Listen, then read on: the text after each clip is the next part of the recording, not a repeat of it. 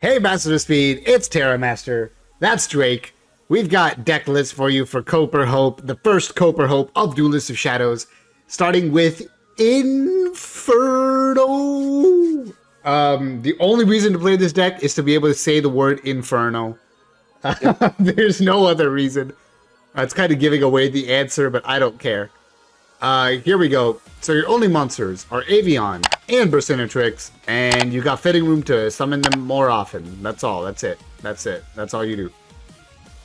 Yeah, you go Dark Fusion to make an Inferno, and then Dark Calling to make a second Inferno. Yes. Dark Try Fusion to- is searchable. Yeah.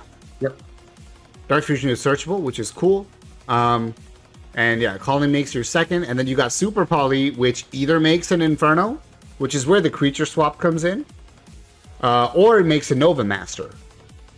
And if you special summoned your... Now, I know this never came up in the replays, but if you special summoned your heroes with Fitting Room, you can actually give it to your opponent or your fusion monster. Like, if they have something bigger than Inferno Wing, you can give your Inferno Wing to your opponent and then Super Poly it after No, that making did it come up.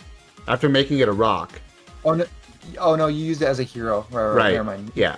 After Use it with making Super it a Poly. rock. Yeah. So, those are options. Honestly, if you didn't have to search the skill, though, I think the Super Poly part of the skill is not super relevant. Because you can always Super Poly into Nova Master after swapping. So, you don't really need the rock part of that. Or to have it summon Evil Hero. It's really not a big deal. So again, if you think you can make this list better, go for it. Rhoda's another hero. I guess Sword of Poison, we should explain, is... So Inferno usually does 2100 damage. And if you use Poison Sword, it can do 4200. Yeah. So that's why that's there, is sometimes the right hand of Galaxy, Fitting Room, Poison, Dark Fusion, or some card you discard for Dark Fusion, Right. can just win you the game. So that's why Poison's there.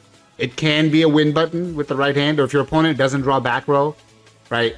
They just have a monster, and you can fuse into your Inferno Wing. You get your Poison Sword, you win. But obviously, you don't want to play too many to mess up your consistency. But sometimes that's the only way you can beat some decks. So I sided two more. I sided Cyber Angels, Kaijus. you want to be bigger than them. Yep.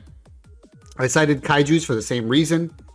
They're Cyber Angels. I just tribute over them and then turn them into a rock. Or if it's a deck that plays Monarchs, a bunch of 2400s, that's still a problem. So you can turn them into Kaijus and then Super Poly with them.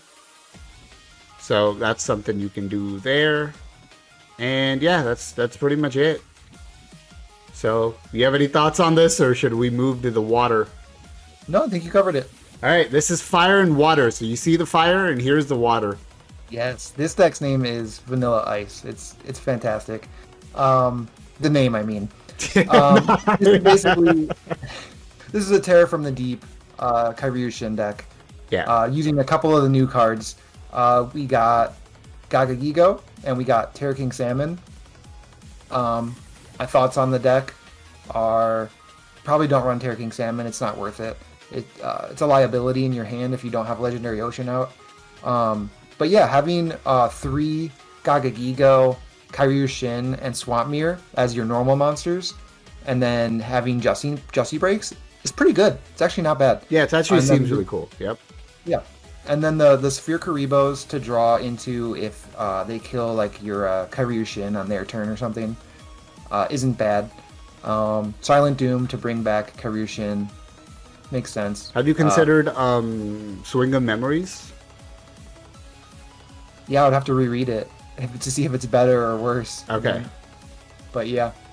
So yeah, the only things I say are rough about this deck is actually summoning the big boss Leviathan Dragon. Not very easy. No. But other than that, it can be a nice little beatdown deck that gets to run Mirror Force. Yep. Yeah. So I mean, the key, I guess you're saying, is just play it as a beatdown deck that has the Mirror Force, right? Yeah. And that'll be better than when if you go too hard on the Levia Dragon. So right. Yeah. Yeah. What is this? My 4-card sideboard, I typed the word normal into description for speed duel cards, and those 2 cards came up that seemed pretty interesting. Yep. Faustian Bargain, it targets, but it sends their special summoned monster to the graveyard, so you can out like Azana or something, and they can't protect that. Yep. And then it has like a little bonus effect that you can special summon a Yugioh from your hand. Not very important. The other one's interesting too. It destroys one of your normal monsters, and then select one of your opponent's monsters and destroy it. That doesn't target. That's kind of cool. Yep. But being able to have that little battle trick of, oh, they're gonna kill my Karushin anyway, so I'm gonna sack it and destroy one of their cards. Neat. Yep. It's pretty neat. All right. Cool.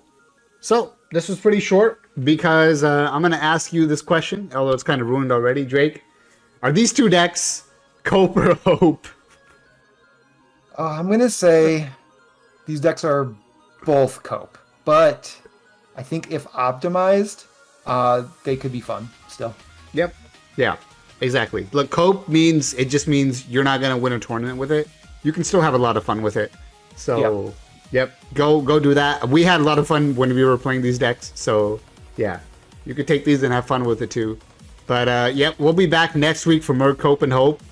This is the new thing to replace predictions. It's Cope and Hope. So, until next week for Cope or Hope, Terramaster and Drake, we'll see you later.